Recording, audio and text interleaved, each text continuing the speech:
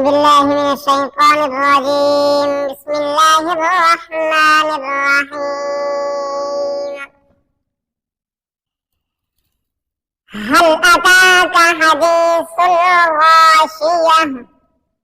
وجوه يومئذ خاشعة عاملة ناصبة تصلى نارا حامية تسقى من عين آنية ليس لهم طعام إلا من ضريع لا يسمن ولا يغني من جوع.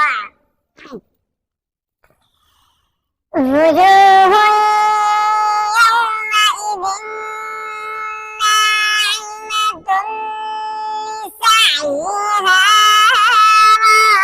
راضية في جنة عالية لا تسمع فيها لاغية فيها عين جارية فيها سرر مرفوعة وأكواب موضوعة ونمارق مصفوفة